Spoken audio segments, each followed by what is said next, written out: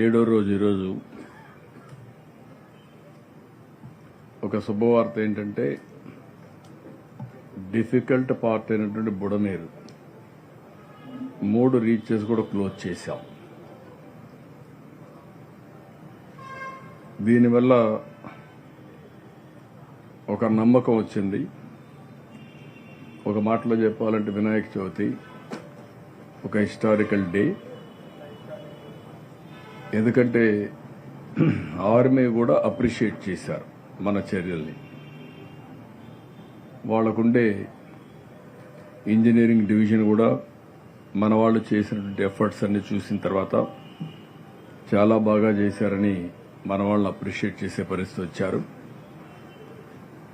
4 రోజులుగా నిమ్మల రామానాయుడు, అదే మరిగా హెచ్ఆర్ మినిస్టర్ లోకేష్ వీళ్ళంతా అక్కడే రిపీటెడ్గా ఫోకస్ చేసి దీన్ని పూర్తి చేయగలిగారు.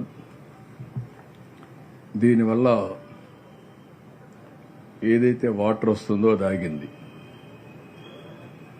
ఇన్ఫ్లో పూర్తిగా ఆగింది.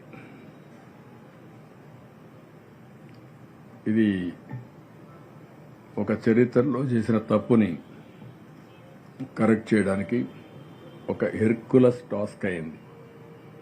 ఒక ప్రభుత్వం, నేను ఎన్నోసార్లు చెప్పాను, విధ్వంసాన్ని సృష్టించారు, వ్యవస్థల్ని నాశనం చేశారు. ఎక్కడికక్కడ ఇలాంటి నేను ఒక్కసారి కాదు 5 ఏళ్లు పోరాడాం. ఒక్క డ్రైన్ రిపేర్ చేయలేదు, ఒక్క వర్క్ చేయలేదు, ఒక ప్రాజెక్టులో ఒక షట్టర్ మెయింటైన్ చేసే పరిస్థితి, గేట్లు కూడా మెయింటైన్ చేసే పరిస్థితి లేదు.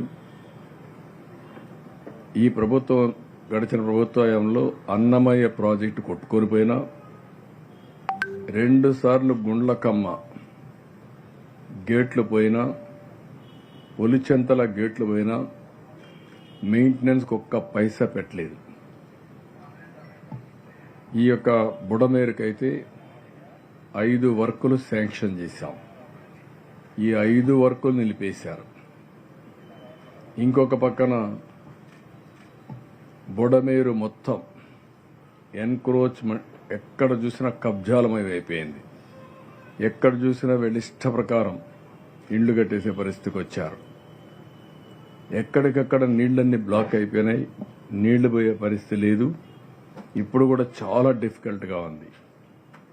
ఇంకొక పక్కన గవర్నమెంట్ ఆఫ్ ఇండియా ఇచ్చిన డబ్బులు, ఆ రోజు ఏదైతే స్టామ్ వాటర్ డ్రైన్ కోసం డబ్బులు ఇచ్చారు, 500 కోట్లు ఇచ్చారు. ఆ 500 కోట్లలో 100 కోట్లు ఎంతో ఖర్చు పెట్టాం. అప్పుడు మిగిలిన డబ్బులు ఉన్నాయి, డబ్బులు ఖర్చు పెట్టకుండా దాన్ని నిర్లక్ష్యం చేశారు. అన్ని పాపాలు కలిసి ఈరోజు ప్రజలకు శాపాలుగా మారాయి.